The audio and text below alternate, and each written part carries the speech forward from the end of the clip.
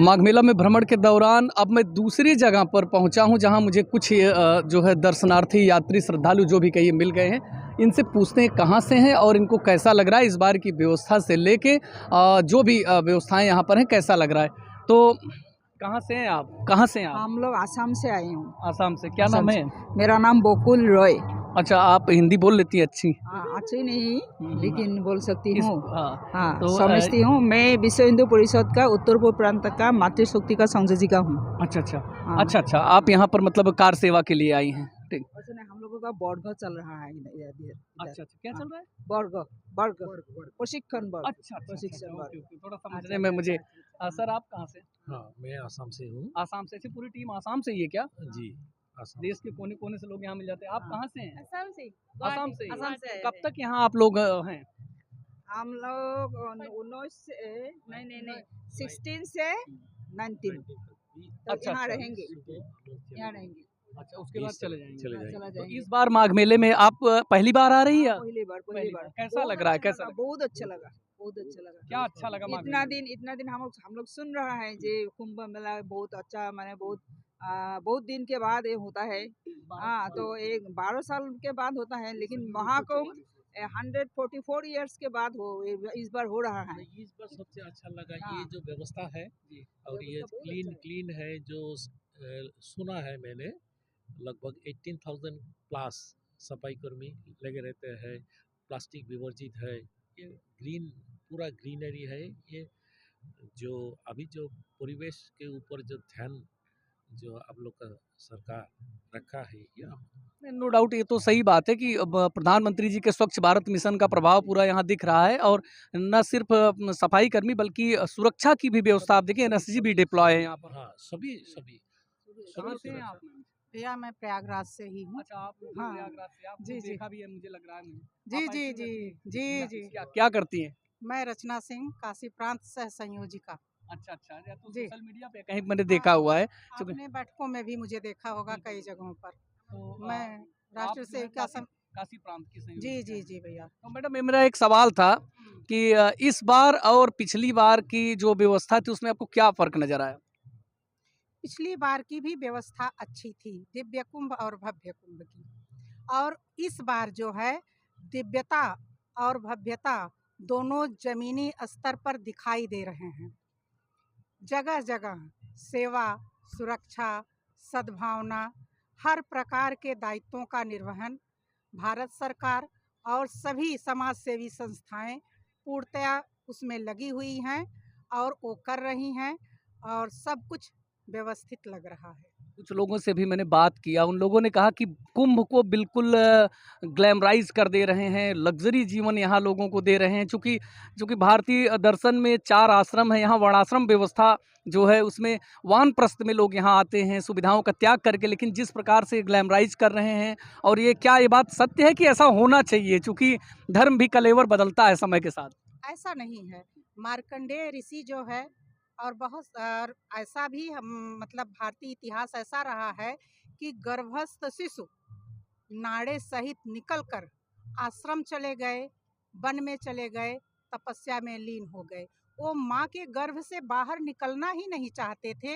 ये जो है ये भारतीय विचार है। इसको जो है इस तरह से विदेशियों द्वारा प्रदर्शित किया जा रहा है कि हमारे 4 वर्ण थे, तो वृद्धा आश्रम में ही लोग जो है पूजा पाठ करते थे या वन को जाते थे। ऐसा कुछ नहीं है। हमारे यहाँ ध्रुव रहे, प्रहलाद रहे, लवकुश ध्रुव प्रहलाद रहे, सती सावित्री रही, शंकराचार्य रहे 5 वर्ष के।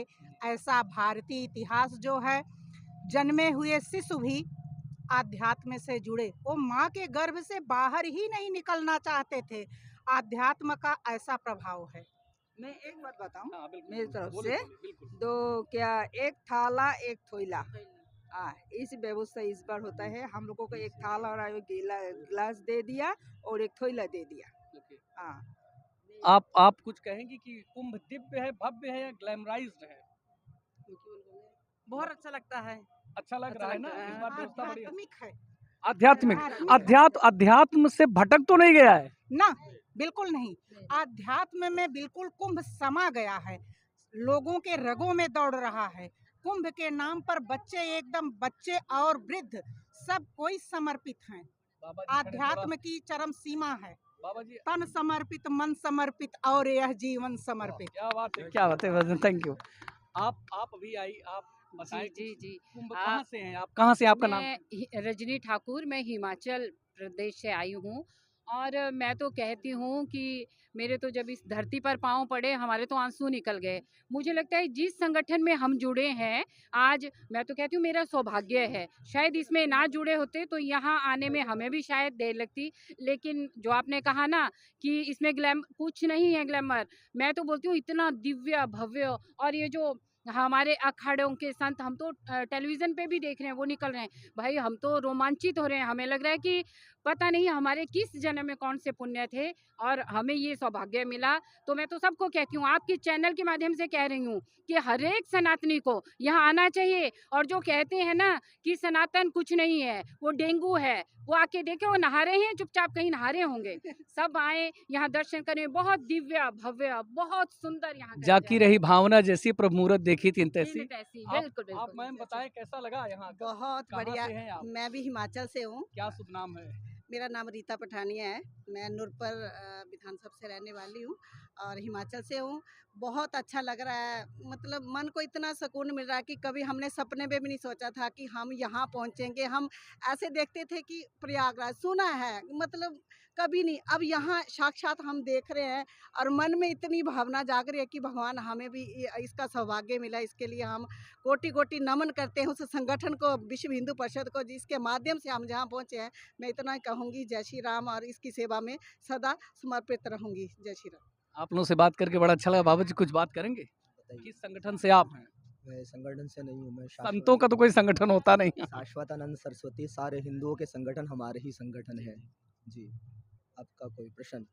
मेरा प्रश्न ये है बाबा जी कि चूंकि आप यहाँ कई सालों से आ रहे होंगे, है ना, कि पिछली बार और इस बार में क्या अंतर नजर आ रहा है? देखिए, पहली बार में केवल अभी 19 में कुंभ लगा था, 13 में पूर्ण कुंभ लगा था।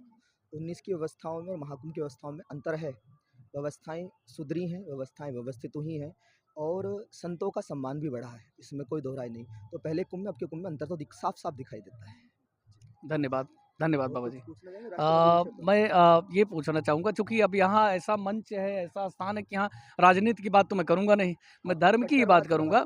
कट्टरवाद की बात तो बिल्कुल नहीं होनी चाहिए। मैं बात ये करूँगा कि अभी कुछ लोगों ने ये कहा कि इसको ग्लैमराइज कर दिया गया है, ये प्रश्न बार-बार उठ रहा है और कुछ विशेष संप्रदाय और धर्म के लोगों को कुंभ तो होता ही है मिलन के लिए, उनको रोक दिया गया है इसमें। ये कहाँ तक आप जायज़ समझते हैं? पहली बात है कुंभ के ग्लैमर होने की, तो आधुनिकता के साथ में आध्यात्मिकता चलती आई है। आधुनिकता के साथ में आध्यात्मिकता, क्योंकि आधुनिक बच्चों को हमें धर्म सिखाना है तो व्यवस्थित उनको उसी की भाषा में सिखाना पड़ेगा। तो ग्लैमर होना पाप नहीं है, आधुनिक होना अपराध नहीं है। इसलिए आधुनिक हो, आधुनिक के साथ आध्यात्म कदम से कदम मिलाकर चले, जिससे आधुनिकता को भी सही मार्गदर्शन मिल सके। बाबा जी ये एक प्रश्न है, अभी एक मॉडल हैं, उनको किसी अखाड़े ने अपने मंच पे स्थान दिया, उनके साथ-साथ वो चले और उनसे जब बात की गई तो वो जो महिला हैं उन्होंने कहा मेरा अभी फ़िलहाल कोई ऐसा मूड नहीं कि मैं संन्यास लूँ क्या कुछ। तो क्या अब वो जो मॉडल हैं जो ग्लैमर की प्रतीक हैं एक प्रकार से, उनको भी अब शामिल किया जाए तो आधुनिकता, चूँकि धर्म आप कह रहे हैं धर्म आधुनिकता एक साथ चलनी चाहिए, ग्लैमर भी चलना चाहिए, तो ये जायज़ है? देखो, यदि किसी की विरक्ति हो गई है और वो वैरागी होना चाहता है, सन्यासी होना चाहता है, तो सबका स्वागत है। किंतु केवल कोई सन्यास का आडंबर करना चाहता है तो वो ठीक नहीं। यदि जिनके साथ भी वो, जिसकी बात आप कर रहे हैं, मैं जानता नहीं हूँ जिसकी बात भी आप कर रहे हैं, यदि वो केवल शिष्या बनकर साथ में थी, शिष्य कोई भी हो सकता है, शिष्य संतों की परंपरा में कोई भी आ सकता है, उनका सानिध्य कोई भी प्राप्त कर सकता है। शिष्या बनकर आई तो कोई अपराध नहीं है, लेकिन यदि साध्वी बनकर आई और साध्वी नहीं है तो फिर अपराध जैसा है। शंकराचार्य जी ने इसमें ये कहा कि पुलिस का ड्रेस बिना पुलिस हुए कोई पहन ले तो जैसे अपराध है, वैसे अगर वो धर्म से उनका कोई लेना देना नहीं, उन्होंने कहा कोई मूड भी मेरा नहीं, तो ऐसा आना अनुचित है। आप क्या कहते मैं हैं? कहता हूँ धर्म में उनको आना है तो धर्म में स्वागत है, लेकिन हमें बचना चाहिए संत वेशभूषा पहनने से। हम भक्त वेशभूषा धारण करें, अपराध नहीं है, सनातन सबके लिए है, भक्तों की वेशभूषा धारण करें।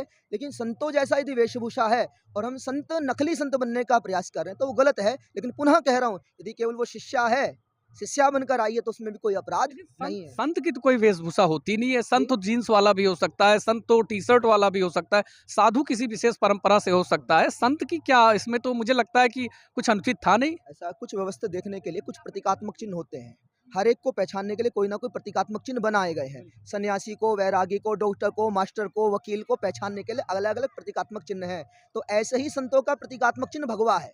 श्वेत भी पहनते हैं, पीत भी पहनते हैं, लेकिन यदि भगवा में किसी को हम देखते हैं तो सर्वप्रथम भाव आता है कि यह संत ही होगा। काले कोट में विशेषकर किसी को व्यवस्थित देखते हैं तो पहला भाव आता है कि यह वकील ही होगा। सफेद यूनिफॉर्म में डॉक्टर की वेशभूषा में किसी को देखते हैं तो पहला भाव आता है कि डॉक्टर ही होगा। इसी प्रकार भगवा संतता का प्रतीक है, भगवा सनातन का प्रतीक है। सभी को पहनने का अधिकार है, लेकिन पूर्णतः वेशभूषा बनाना नहीं चाहिए ऐसा। Thank you. फिलहाल ये विमर्श का मुद्दा है, इसमें बहुत कुछ मैं कह नहीं सकता हूँ। सबकी अपनी अपनी बात है, सबकी अपनी अपनी योग्यता के अनुसार, क्षमता के अनुसार सोच है। मैं इसी क्रम में आपको लिए चलता हूँ। जब तक ये माघ मेला चल रहा है तब तक मैं लगातार आपको यहाँ के अपडेट देता रहूँगा। चूँकि प्रयाग में ही मैं रहता हूँ तो मेरा दायित्व है कि मुझसे जुड़े जो भी लोग हैं उनको मैं सारी इन्फॉर्मेशन देता रहूँ, यहाँ के दर्शन कराऊँ और यहाँ की व्यवस्थाओं से और यहाँ के भाव से ओत-प्रोत लोगों से मैं बात कराऊँ। Thank you very much.